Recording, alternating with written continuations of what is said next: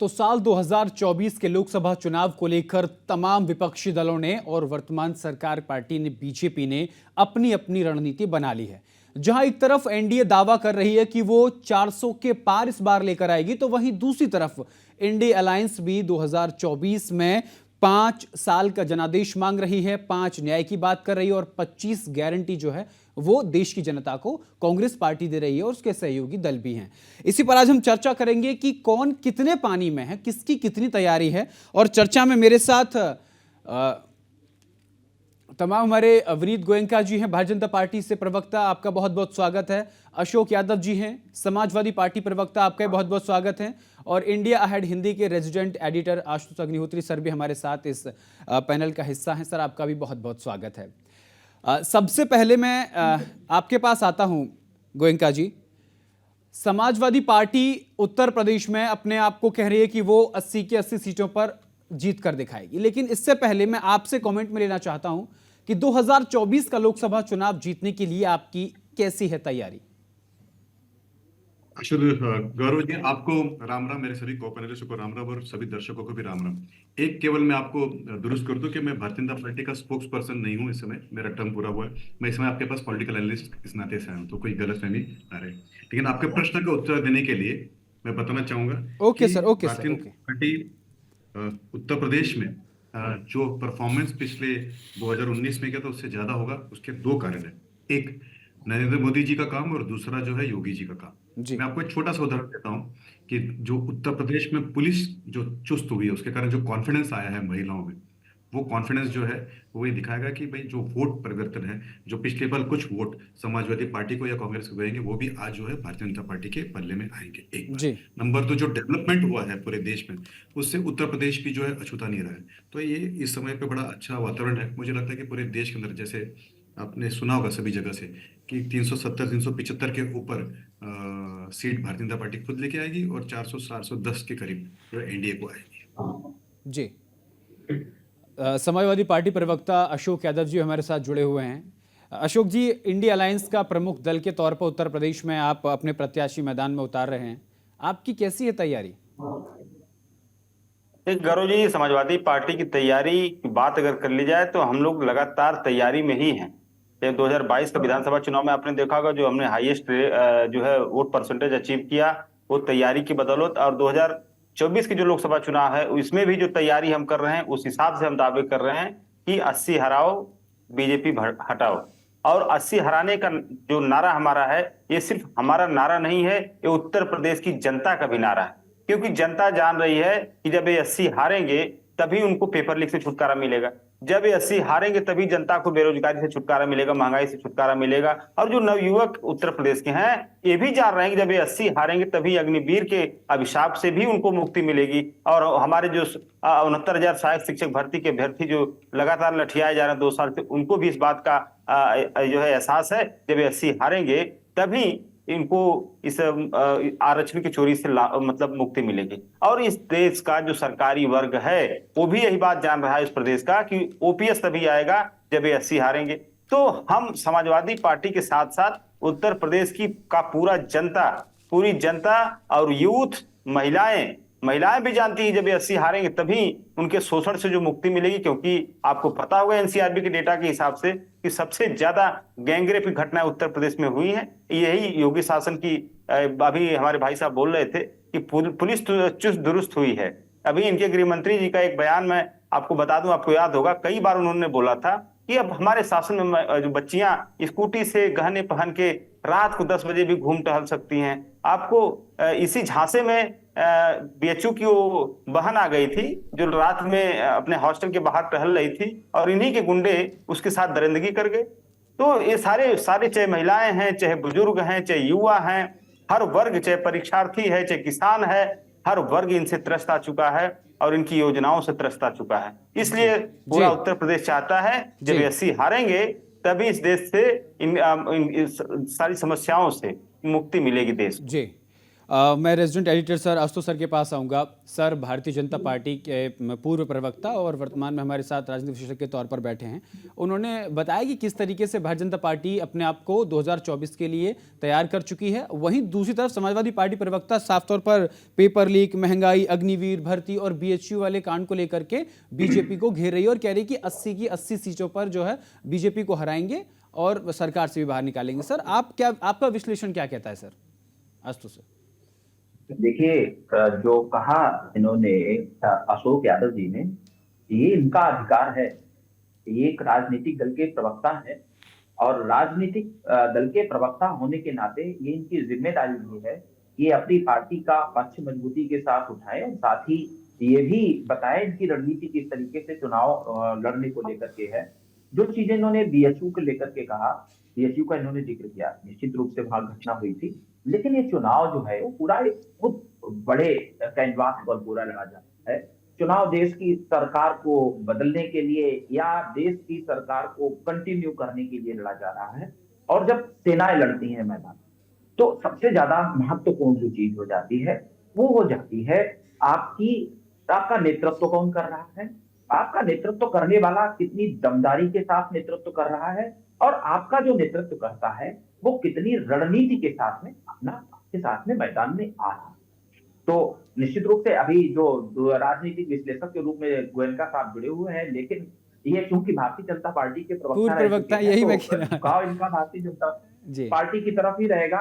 और जो अशोक जी हैं, ये आप दोनों लोग आमने सामने बिल्कुल हैं। मैं तो केवल एक ही चीज कहूंगा कि अब चुनाव आयोग, आप दोनों लोग मैदान में हैं और आप दोनों लोगों की पार्टियां, आप दोनों लोगों के गठबंधन जनता जनार्दन का आशीर्वाद लेने के लिए अपने अपने पिटारे से तमाम तरह की चीजें, वादे, योजनाएं सब कुछ लेकर के आएंगे और आरोप प्रत्यारोप भी करेंगे। जनता का विश्वास जीतने में कौन सफल होता है, जनता के ऊपर आप लोगों के वादों का कितना असर होता है, वो देखने वाला होगा। सबसे बड़ी बात गौरव ये है कि नो डाउट, मैं इस चीज को गंभीरता के साथ कहना चाहूंगा और इसको विनीत जी भी डिनाई नहीं कर पाएंगे कि अगर इंडिया गठबंधन ने जितनी मजबूती के साथ में एक साल पहले सभी क्षेत्रीय दलों को, कांग्रेस ने सभी क्षेत्रीय दलों को एकजुट करने का प्रयास किया, सभी दल जिस मजबूती के साथ एकजुट हुए, पटना में रैली हुई, मुंबई में रैली हुई, कर्नाटक में रैली हुई, दिल्ली में रैली हुई, और इन सब रैलियों के साथ में अगर सब कुछ पहले से ही तय कर लिया जाता, कौन सेनापति रहेगा, कौन आपका पहले मोर्चे पे लड़ेगा, कौन आपका दूसरे मोर्चे पे लड़ेगा, तो इस चुनाव की एक अलग ही भूमिका बन के सामने आ गई होती। लेकिन फिर भी चुनाव है तो चुनाव है, मैदान में है। और मैं यही कहूंगा कि इस पूरे आने वाले समय में आपको बड़ी बड़ी अच्छी चीजें देखने को मिलेगी। नेताओं के तीर से, नेताओं की कमान से तीर भी निकलेंगे, शब्द बाण भी निकलेंगे, आरोप प्रत्यारोप भी होंगे। चुनाव बहुत रोचक है। जी, वापस मैं विनीत जी आपके पास आऊंगा। देखिए, अशोक जी साफ तौर पर यह कहते हुए नजर आ रहे हैं कि उत्तर प्रदेश में पेपर लीक वाला मामला हुआ, उसके बाद उन्होंने महंगाई को लेकर निशाना साधा, उसके बाद उन्होंने अग्निवीर परीक्षा को लेकर के, अग्निवीर भर्ती को लेकर के, उसके बाद भर्ती परीक्षा को लेकर के, उसके बाद बीएचयू के कांड को लेकर के उन्होंने निशाना साधा। वो इन तमाम मुद्दों को लेकर के जनता के बीच जाएंगे। आप कैसे निपटोगे इन तमाम जो आरोप अशोक जी लगा रहे हैं? सर,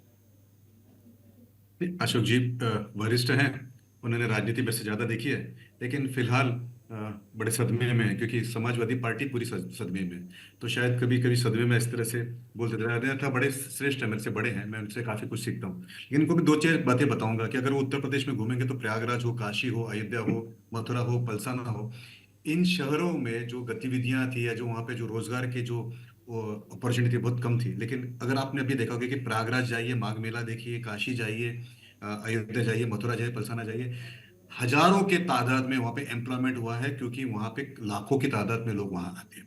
ये हिंदुस्तान में पहली बार हुआ है, उत्तर प्रदेश में तो बिल्कुल पहली बार हुआ है। एयरपोर्ट देखिए, 5 इंटरनेशनल एयरपोर्ट बने हैं उत्तर प्रदेश में, सोच नहीं पाएंगे। 19 टोटल एयरपोर्ट है। विनीत जी माफी के साथ मैं आपको रोकूंगा। विनीत जी, देखिए, जिन तमाम विकास कार्यों को लेकर आप बता रहे हैं वो विकास कार्य जनता के सामने, लेकिन इन मुद्दों पर आप क्या कहते हैं? इन मुद्दों पर जिनकी बात अशोक जी करते नजर, अशोक जी कह रहे हैं पेपर लीक, महंगाई, अग्निवीर भर्ती, बीएचयू वाला कांड, इन तमाम बातों पर अपनी राय। देखिए, विकास जो है वो दिख रहा है, इन बातों के आप जवाब में क्या कहेंगे विनीत जी? नहीं, ऐसा है कि जिस वातावरण में आपका लालन पालन और परवरिश होता है, आपको वहीं का सब कुछ दिखता है। जो कहते हैं कि सावन के अंधे को हरा ही दिखता है, हमारा लालन पालन परवरिश जो है वो जो है डेवलपमेंट के अंदर हुआ है, जी एयरपोर्ट बनाने में हुआ है, रिलीजियस प्लेसेस जी को बनाने में हुआ जी है, बहनों को टॉयलेट गैस देने के लिए हुआ है, जी इज्जत घर बनाने के लिए हुआ है, मुद्रा लोन देने के लिए जी हुआ है। हमारा जो लालन पालन हुआ वो ये इस बारे में हुआ कि किस तरह से पुलिस जो है चुस्त हो और डिलीवरी जो अच्छी हो पुलिस की। अशोक जी, तो हमको सब कुछ वही दिखेगा। अब अशोक जी जो उस वातावरण में रहा वहाँ पे, कभी तो नेताजी ने कहा था कि इसी का बच्चे सवाल, लड़के हैं इसी वो इसी छात्र सवाल छात्री का है, जवाब ले कभी लेता हूं। उन्होंने मुख्यमंत्री निवास से नल भी निकाल लिए थे। तो ये जो है वो उस पार्टी का लालन पालन, मैं व्यक्तिगत नहीं कर रहा हूँ अशोक जी, अगर आपको कहीं उसमें शब्दों में कभी ये नहीं हो जाए, लेकिन पार्टी का जो वातावरण है, सोच है, उसका है। मेरी पार्टी का सोच, जहां से मैं एक कार्यकर्ता के नाते जुड़ा हूँ, उस पार्टी में केवल डेवलपमेंट है। जो बहुत है अच्छा करना सवाल चाह आपने रहा था, पूछा। और बिल्कुल वही सवाल जो है जो आशुतोष जी कर रहे हैं, वही सवाल जो है अशोक जी जी आपसे है। देखिए, मैं बताऊं आपको, जो पहला सवाल आपने किया है कि सिर्फ ये उत्तर प्रदेश का चुनाव नहीं है, जी ये पूरे देश का चुनाव है। अगर उत्तर प्रदेश में 80 की बात आप क्यों कर रहे हैं, मैं आपको बताऊं, जो बीजेपी की स्ट्रेंथ है, अगर उसमें से 80 माइनस कर देंगे तो बीजेपी कहां पे खड़ी हो। पहला सवाल का जवाब है। दूसरा सवाल का जवाब आपने कहा कि पंजाब में है, दिल्ली में ऐसी बात है, वेस्ट बंगाल, 3 राज्यों की बात आपने किया। आप देखिए, दिल्ली और पंजाब की राजनीतिक और भौगोलिक दोनों स्थितियां अलग अलग। पंजाब में अगर, चूंकि स्ट्रेटेजिकली ये बात है, तो आपको, चूंकि सीनियर जर्नलिस्ट, आपको भी पता होगी, अगर दिल्ली में आम आदमी पार्टी कांग्रेस के साथ मिलकर लड़ रही है, वो एक स्ट्रेटजी का हिस्सा है। अगर पंजाब में मिलकर नहीं लड़ रही है, that is also a part of strategy, क्योंकि वहां बीजेपी को विपक्ष के रूप में हम स्पेस क्यों दें। पंजाब में हम बीजेपी को विपक्ष के रूप में स्पेस क्यों देंगे, वो तो विपक्ष के लायक भी नहीं है पंजाब में, तो हम विपक्ष का दर्जा क्यों दें उसको। एक हम भी, सर, हम नुकसान तो पक्ष भी आपका ही रहेंगे, हम होगा। विपक्ष भी। सर, जी नुकसान तो आपका ही होगा। बात विपक्ष और सत्ता पक्ष की है ही नहीं। पंजाब में सरकार आम आदमी पार्टी की है और आप वहां विपक्ष में हैं, लेकिन अगर आप दोनों लोग, बीजेपी तो है ही नहीं वहां बिल्कुल, और अगर आप दोनों लोग एक साथ मिल जाएंगे तो वहां तो सीटें आपकी बढ़ेंगी, लेकिन आप दोनों लोग अलग अलग हो, उसका फायदा तो बिल्कुल, बीजेपी को मिल जाएगा। 2019 में 8 सीटें कांग्रेस लेकर आई थी, लेकिन इस बार हाशिए पर आप धकेल रहे हैं कांग्रेस को। 2019 के आंकड़े देख लीजिए ना अशोक जी। देखिए, उसका जवाब मैं दूं, अभी इसके बाद भी स्ट्रेटजी है, इसके बाद अलग स्ट्रेटजी नंबर 2 है इसके बाद। अब जी, सारी स्ट्रेटजी मैं आप लोगों को यहाँ शेयर कर दूंगा, तो फिर भाजपा वाले सतर्क हो जाएंगे। हमारे मित्र बैठे हैं, ये चुरा लिया गोयनका आपने, साहब ये बात बता भी देंगे कहीं से जाके। चुरा लिया आपने कि आप हम आपके साथ साझा नहीं करेंगे। ये बात भी अशोक जी आपने चुरा ली है। खैर कोई बात नहीं, कहाँ से चुराई आप भी समझते हैं इस बात को। अब मैं, हाँ, विनीत जी आपके पास आऊंगा। विनीत जी देखिए, अब अशोक जी की बात से आप समझ ही गए होंगे, उनकी स्ट्रेटेजी 2 क्या है वो साझा नहीं करें। लेकिन मैं आपसे पूछना चाहता हूं सर, विनीत जी, कि जिस तरीके से आप लोकसभा में भी प्रधानमंत्री नरेंद्र मोदी कहते हैं कि 370 तो बीजेपी को आएंगे, लेकिन एनडीए 400 के पार जाएगा, लेकिन कहीं ना कहीं दक्षिण भारत में तो लगभग बीजेपी अपना अस्तित्व, अगर आंकड़ों की बात करें 2019 के, तो बहुत कम नजर आ रहा है उसका अस्तित्व। आपकी दक्षिण भारत को लेकर क्या तैयारी है? गौरव जी, मैं आपके प्रश्न का जवाब देता हूँ, जी लेकिन इसके पहले अशोक जी का थोड़ा सा एक जो है उन्होंने जो कहा उसके ऊपर प्रतिक्रिया दे देता हूँ। जी तो अशोक भाई, मैं आपको 2-3 बात बताना चाहता हूँ कि काशी का घाट हो या प्रयागराज का संगम हो, उसमें जो विकास हो, अगर आप देखेंगे तो आपको पता चलेगा कि उत्तर प्रदेश में से जो लोग बाहर जाते थे, वो छोटा मोटा काम अन्य प्रदेशों में करने की कोशिश करते थे जीविका चलाने के लिए, आज लोग लौट के आ रहे हैं। तो मैं आपको बताऊं कि केवल हाथरस का हिंग या फिर इत्तर या गुड़ इसके लिए नहीं, तो हिंदुस्तान में उत्तर प्रदेश डेटा सेंटर के लिए बहुत बड़ा सेंटर बन चुका है, और एक इंजीनियर्स और आईटी के लिए बड़ा सेंटर बन चुका है। फिल्म सिटी हमने कभी सोचा नहीं था। पूरे लोग जो है हिंदू उत्तर प्रदेश से निकलकर मुंबई में जाते थे, भोजपुरी फिल्म भी मुंबई में बनती थी, आज हिंदी फिल्में, मेन स्ट्रीम फिल्में भी जो है उत्तर प्रदेश के फिल्म सिटी में बनेगी, आपको पता होगा। पहले उत्तर प्रदेश के विद्यार्थी केवल और केवल बाहर जाके पढ़ते थे, मुंबई में पढ़ते थे, हैदराबाद में पढ़ते थे। आज उत्तर प्रदेश एक एकेडमिक सेंटर बन रहा है। अगर आप लखनऊ में जाएंगे, गाजियाबाद में जाएंगे, गौतम बुद्ध नगर में जाएंगे, तो अन्य प्रदेशों से कई विद्यार्थी, यानी हजारों विद्यार्थी वहां पे आ रहे हैं और वहां पे वो पढ़ाई कर रहे थे, एक सेंटर बन चुका है। जी तीसरी आपको और एक खुशी की बात मैं आपको बताऊं, तो उत्तर प्रदेश का जो कॉन्फिडेंस है इन्वेस्टर को इतना बड़ा है कि उत्तर प्रदेश में भी कंपनीज खुल रही है और लोग यहाँ पे आ रहे हैं। लेकिन आपको एक बात, जो उन्होंने प्रश्न मुझे एंकर साहब ने, गौरव जी ने पूछा कि अन्य देश, अन्य प्रदेशों में और खास करके दक्षिण के प्रदेशों का, तो नरेंद्र मोदी जी ने एक स्कीम तय की थी, वो थी एक्वा इकोनॉमी, यानी इसको ब्लू इकोनॉमी भी कहते हैं। जल से जो चलने वाली जो व्यवस्था है उसके बारे में, फिर वो पोर्ट्स की व्यवस्था हो, फिर फिशिंग की हो, ओशनोग्राफी की हो, और समुद्र में से निकलने वाले खनिज के बारे में हो, और उसके कारण महाराष्ट्र, कर्नाटका, केरला, तमिलनाडु, आंध्रा, उड़ीसा और वेस्ट बंगाल, इसमें बहुत सारा एम्प्लॉयमेंट वहां पे हुआ। मेरा अगर आपने पूरा बायोडाटा पढ़ा तो आपको पता चलेगा कि मैं शिपिंग के टास्क फोर्स में था और इसके लिए मुझे कई सारे पोर्ट्स पे जाने का मौका मिला। जी पोर्ट्स की जो टोटल रेवेन्यू होती थी वो आज दुगने से ज्यादा हुई है, उनकी इफिशिएंसी जो है तिगने से ज्यादा हुई है। वहां पे मॉडर्नाइजेशन हुआ है, जहाँ पे पहले फिक्स्ड हार्बर क्रेन्स होते थे, यानी जो सेकंड वर्ल्ड वॉर में लाए हुए क्रेन थे वो तो उनको निकाल कर mobile harbour cranes, single window system, custom clearance, ये जो होता है, और ये इवैक्यूएशन ऑफ गुड्स, इसके कारण वहाँ पे जो एम्प्लॉयमेंट, अगर आप जाएंगे केरला के अंदर तो कोचीन पोर्ट में आप जाके जी जरूर जरूर देखिए देखिए सर, जो बदलाव है। विनीत जी लेकिन फहरिस्त बहुत दक्षिण लंबी है में, काम की, इसमें कोई शक नहीं है, 10 वर्षों में बीजेपी ने काम किया। दक्षिण में जो है लेकिन इस समय लेकिन पे बड़ा देखिए अच्छा माहौल है। देखिए देखिए विनीत जी, बीजेपी के कामों की फहरिस्त बहुत लंबी है, इसमें कोई शक नहीं है, आप भी बता रहे हैं, और लगातार जो है वो हजारों साल से चोरों की जो है ना एक कंप्लेंट रही है, जो आप और मैं सॉल्व नहीं कर सकते। वो कहते हैं कि कोतवाल हमको क्यों डांट रहे हैं। जी चोरी मत करिए, कोतवाल थोड़ी डांटेगा। ईडी नहीं, आपके अरविंद घर पे केजरीवाल तो कह रहे हैं आइए, ना बीजेपी भरोसे फर्जी फंसा रही आशुतोष जी से है, पूछिए। जब कल कोर्ट आशुतोष से जी को जमानत मिल गई फिर भी आज ईडी वालों 9वां के पास समन उनका उनको भेज नंबर भी दिया। नहीं होगा आशुतोष जी का और आपका। देखिए ईडी वालों के पास ना तो आपका नंबर है, ना आशुतोष जी का नंबर है, ना सीबीआई वाले के पास आपका नंबर है, ना आशुतोष जी का नंबर है। कारण ये है कि चोर नहीं की नहीं नहीं, नहीं, आज तो सर कुछ कहना विनीत है जी जी, मैं आशुतोष जी। टोकूंगा, विनीत जी मैं नहीं, नहीं, टोकूंगा। हाँ, आपने कहा कि ईडी और सीबीआई के दुरुपयोग का ये लोग आरोप लगाते हैं, लोग चोर कर रहे थे, चोरी कर रहे थे लंबे समय से। इसलिए मैं आपसे पूछना चाहूंगा कि आपके पास ऐसा कौन सा वॉशिंग पाउडर है जिसमें आपके दल में आने के बाद में सब भूल जाते हैं? अजीत पवार की स्थिति पता है आपको? नहीं किसी का आपके तो साथ उनका आ गए, केस नहीं आपने तो चला आरोप लगाया था ना उनके ऊपर उनको। महाराष्ट्र में। हाँ, मैंने खुद ने मेरे खुद के और सर्कल पे बिहार बहुत में सारे। नीतीश कुमार को लेकर, लेके आ गई नीतीश है। ऐसा कुमार को है, लेकर तमाम तरह ऐसा की है, बातें पता है बीजेपी किसी का बिहार में केस नीतीश रुका है कुमार को क्या? लेकर। किसी का भी केस नहीं हाँ रुका है। लेकिन आप ये देखिए ना कि जिनको ईडी की नोटिस आई है, मैं आपको उदाहरण देता हूँ केजरीवाल जी का। तो जो मधुशाला का जो घोटाला उन्होंने किया है, छोटा मोटा है क्या? कितने करोड़ों का है? और एक और बात देखिए कि स्कूल के बाहर भी जाके सर मधुशाला खोलना। आपकी बात बिल्कुल ठीक है, घोटाले की है, कल उनको जमानत मिल गई ना, कोर्ट से तो जमानत। जमानत मिलना मतलब इसका निर्दोष क्यों होता नहीं है? नहीं नहीं इसका कोर्ट ने इसका नहीं, इसलिए कोर्ट से जमानत दिया बाद है उसके कि बाद भी ईडी आप के नौवां खिलाफ समन, है। नौवां समन अब उनको कोर्ट ने जाता है। उनको ऐसा बताऊं कोर्ट ने मैं उनको दूसरी बात। बेल इसलिए नहीं दिया कि वो जो मैटर है उसके अंदर, उन्होंने सिर्फ समन्स के बारे में दिया सर, अगर हमें जान के थे। लेकिन अगर आप वही देखेंगे तो उसी कोर्ट ने सुशोदिया जी का बेल कितनी बार खारिज किया। उन्हीं के तो उप मुख्यमंत्री थे सत्येंद्र जी का। कितने साल से सत्येंद्र जी जो है इस समय पे तिहाड़ की रोटी सेक रहे हैं। तो वो जो चोरी करेगा उसको तो ईडी का भी डर रहेगा, सीबीआई का भी डर रहेगा, और भगवान करे डर रहे। जी हिंदुस्तान में अगर लेकिन जो पारदर्शिता बात लानी आशुतोष होगी जी कह रहे तो ये हैं जो लोग बिल्कुल हैं। ठीक है, डर तब तक रहता तब तक वो विपक्ष में है। उस वॉशिंग पाउडर का नाम बता दीजिए, आशुतोष सर का सवाल बिल्कुल ठीक है। अच्छा बने, वॉशिंग पाउडर एक ही है, अच्छा रहे, स्वस्थ रहे, देश के बारे में सोचे। जी तो आपकी पार्टी में आते ही वो देश के बारे में सोचने लगते हैं, और जो पहले काम किए होते हैं, जैसे मेरा लालन आशुतोष जी पाल ने की अजीत पार्टी पवार में जी हुआ का सर। उदाहरण दिया, मैं बिहार में नीतीश कुमार का उदाहरण देता हूं, अभी ओम प्रकाश राजभर को लेकर के जब वो पहली बार मंत्रिमंडल से बाहर आए थे, उसके बाद बीजेपी ने तमाम तरह की बातें कही थी, लेकिन फिर मंत्रिमंडल में जगह दे दी। आप महाराष्ट्र ले लीजिए, आप और सब छोड़िए, आप हरियाणा में जेजेपी का हाल देख लीजिए, दुष्यंत चौटाला मैं को आपको बाहर का रास्ता दिखा दिया। गौरव भाई, जब देखिए ना, मैं ये किसी तो आपका भी मैं इतिहास रहा है ना विनीत जी, मैं कि उत्तर देता जो मैं भी जवाब पार्टी देता हूँ। आपके साथ आपने आती है अच्छा, उस पार्टी के दो टुकड़े हो जाते हैं, या उस पार्टी कुछ विधायक आपके साथ आ जाते हैं। आपके आपके पास आकर जवाब देने का इसलिए मन रहता है कि आप जवाब सुनते भी हैं, तो बड़ा मोह होता है कि आप सवाल पूछेंगे जी तो बोलिए, जवाब देने का मन होता है। बोलिए तो बोलिए। मैं जवाब देता हूँ। मुझे मौका मिला एक बार गाजीपुर उत्तर प्रदेश में पूर्वांचल में जाने का, जी और वहां पे एक सीनियर महिला थी, बुजुर्ग महिला थी। तो मैंने उनको पूछा कि क्या बात है, प्रियंका जी इतनी परेशान क्यों है, प्रियंका वाड्रा जी। तो उन्होंने एक अच्छा जवाब दिया कि भैया, जिसकी मैया भैया और सैया बेल पर होंगे उसको चिंता तो होगी। तो देखिए, जो गुनाह करेगा उसको ईडी भी मिलेगी, सीबीआई भी मिलेगी, पुलिस भी मिलेगी, कोर्ट कचहरी भी होगा, बेल जेल भी होगा। अब हमारा ध्यान डेवलपमेंट पे है, विकास पे है, पारदर्शिता में है। एक बताइए, कभी मोदी जी के ऊपर कुछ लाछन लगा है क्या? कभी किसी भारतीय जनता पार्टी के मंत्री के ऊपर लाछन लगा क्या? Answer is no.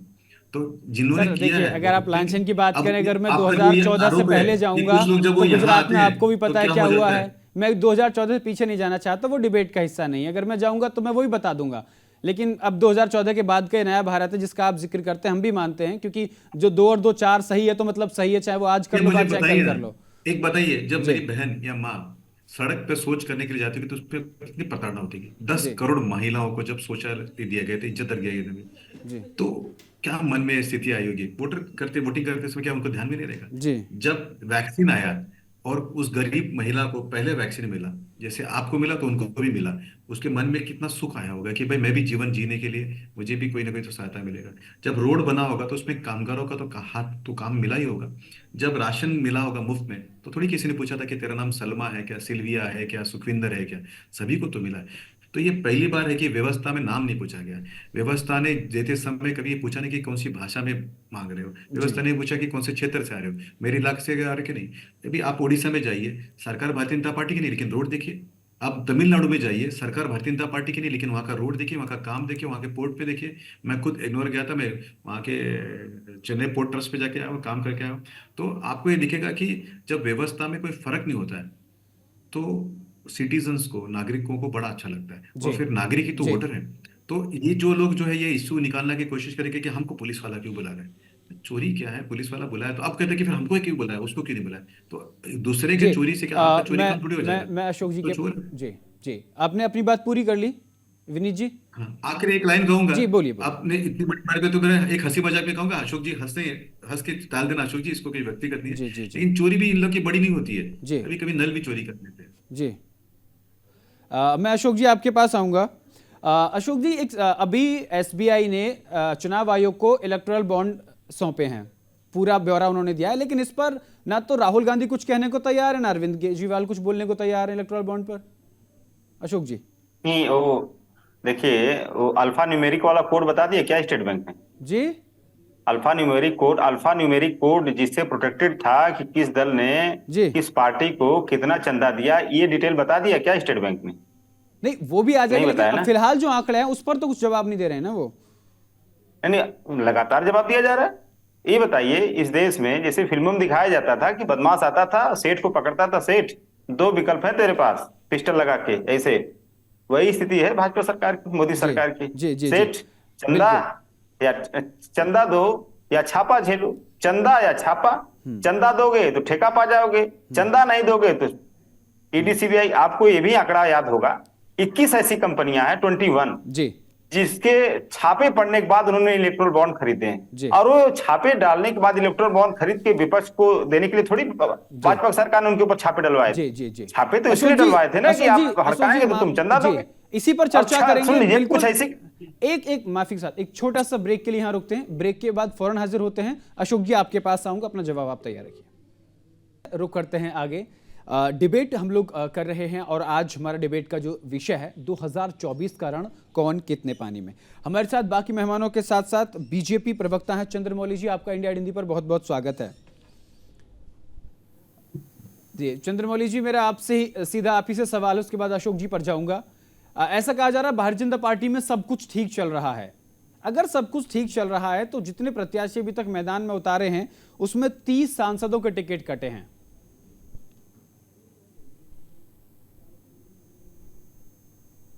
चंद्रमौली जी आवाज आ रही है आपको? जी जी आवाज आ रही है। सवाल मेरा आपसे यही है कि जितने प्रत्याशी भारतीय जनता पार्टी ने अब तक ऐलान किए हैं उनमें 30 सांसदों के टिकट कटे हैं। सब कुछ ठीक है तो फिर इसकी नौबत क्यों आ पड़ी? ये स्थानीय लेवल पर उनके प्रति या उनकी सेवा में कहीं कमी रह गई होगी, या पार्टी उनको कहीं और लगाना चाहती है। जी भाजपा में बहुत से काम है, संगठन से लेकर सरकार तक और चुनाव तक। हो सकता है उनकी उम्र ज्यादा हुई हो या वो असमर्थ हो, उन्होंने खुद मना किया होगा। तो ये कई प्रकार के सर्वे पार्टी के चला करते हैं, आंतरिक सर्वे और जनता का भी सर्वे, तो जो सर्वे के ही अनुसार होता है।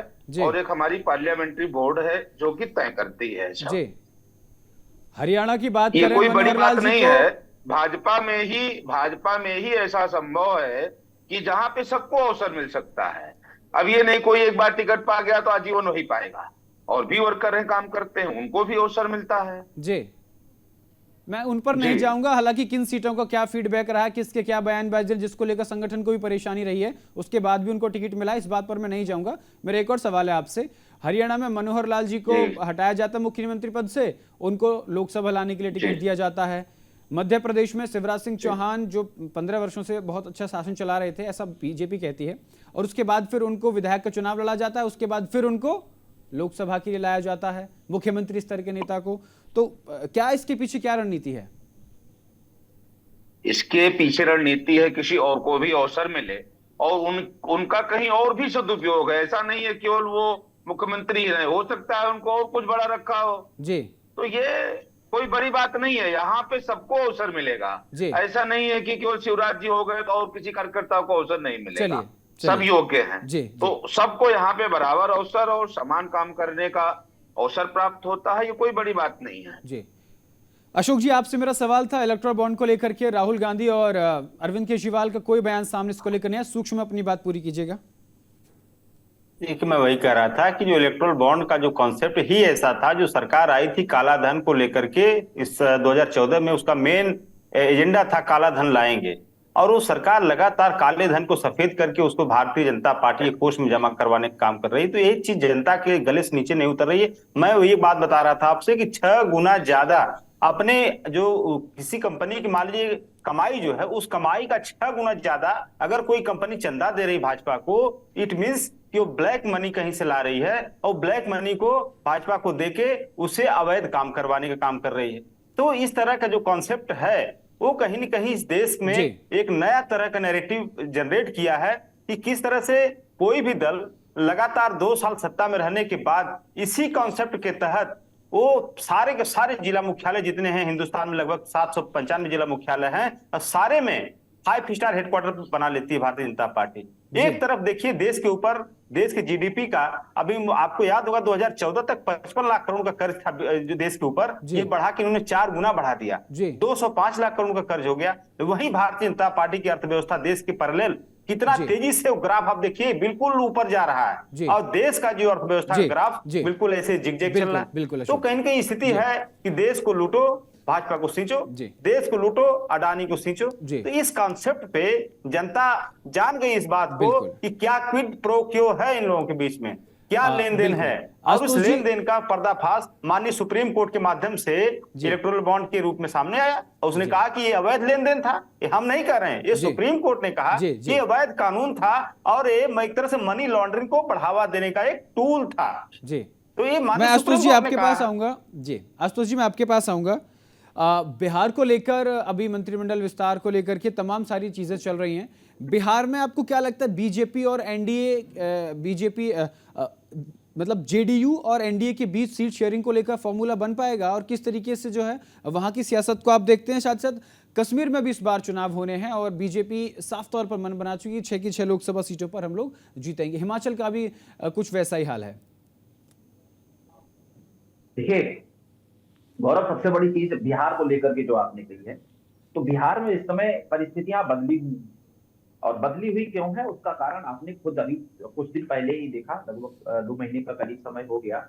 नीतीश कुमार का बार बार पहले एनडीए से जाना, फिर एनडीए में वापस आ जाना, उससे पहले उन्होंने लगभग कितनी बार पलटी मारी हुई है, हमको और आपको भी उसकी शायद गिनती नहीं होगी जी। इस समय की जो स्थितियां हैं बिहार में वो बिल्कुल उलट हैं।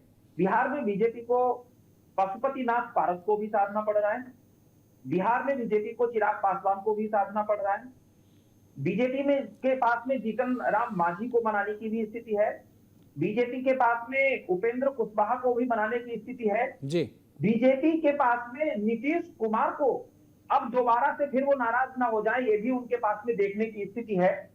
तो 40 सीटें हैं। 2014 का जो लोकसभा चुनाव था, उस 2014 के लोकसभा चुनाव में बीजेपी ने और जदयू ने मिलकर के 31 सीटें जीती। 2019 में वो आंकड़ा पहुंच गया 39 सीटों तक। लेकिन क्या 2019 के आंकड़े को इस बार दोबारा वहां तक पहुंच पाएगी? मुझे लग रहा है इस बार बिहार में बहुत तगड़ी लड़ाई होने वाली है। उसका कारण सीधे सीधे यही है कि नीतीश कुमार का दोबारा से पलटी मारना, जनता का विधानसभा चुनाव को लेकर के क्या परिप्रेक्ष्य है और क्या उसका पूरा लेकर के माहौल चल रहा है। अभी बीच में चर्चा ये भी चली थी कि बिहार में विधानसभा के साथ लोकसभा के साथ ही विधानसभा के चुनाव भी कराए जा सकते हैं, लेकिन स्थितियां नहीं बनी वहां, और आखिर में लोकसभा के चुनाव के साथ में वहां विधानसभा चुनाव नहीं हो रहा है। सबसे बड़ी चीज जो देखने को मिलेगी वो ये है कि क्या पशुपतिनाथ पारस ने कल ही परसों प्रेस कॉन्फ्रेंस की और उन्होंने अपने बगावती तेवर दिखाने का थोड़ा सा प्रयास किया है। जीतन राम मांझी तो इसमें लगातार माहिर ही है। तो आगे जो 40 सीटें बिहार की हैं, पहले तो ये गठबंधन में इनका तय फार्मूला जो अभी चल रहा है, जिस पर मुहर नहीं लग पाई है, वो क्लियर कट हो जाए, मुहर लग जाए उस पर, वो देखना है। और दूसरा, सरकार के प्रति, खासकर नीतीश कुमार के प्रति जो विरोध है, जो लोगों में गुस्सा है, उनके बार बार दल बदलने को लेकर, उनकी निष्ठा बदलने को लेकर, क्या मोदी के मैजिक के आगे नीतीश कुमार के प्रति जो गुस्सा है वो जनता का दूर होगा या नहीं होगा, ये सबसे बड़ी देखने वाली बात होगी। ये तो बात रही पूरी, आपने बताया बिहार को लेकर। हिमाचल प्रदेश में कांग्रेस कमजोर की स्थिति में है। कांग्रेस कमजोर स्थिति में इसलिए है क्योंकि राज्यसभा के चुनाव के समय आपने खुद ही देखा था कि चुनी हुई सरकार जो सुखविंदर सिंह सिद्धू की थी, उनकी सरकार के लोगों ने विरोध कर दिया, उनके विधायकों ने, और जाकर के उन्होंने भारतीय जनता पार्टी के प्रत्याशी के साथ के पक्ष में जो है वोटिंग की, और उस वोटिंग के कारण कांग्रेस का प्रत्याशी वहां पर हार गया। चंद्रमौली जी और इस चीज को लेकर के जरूर मुस्कुरा रहे होंगे हिमाचल की स्थिति को देख करके, क्योंकि हिमाचल में जो इनकी सरकार गई और कांग्रेस वहां पर सत्ता में आई थी। इसी तरीके से जम्मू कश्मीर जरूर एक ऐसी जगह है जहां पर बीजेपी को, मुझे जहां तक लग रहा है, इस बार पहले की अपेक्षा बेहतर माहौल मिलेगा, और उसके पीछे केवल और केवल एक कारण है 370 का वहां पे। मैं आखिरी कमेंट 30 सेकंड में, 30 सेकंड में अपनी बात पूरी करनी है।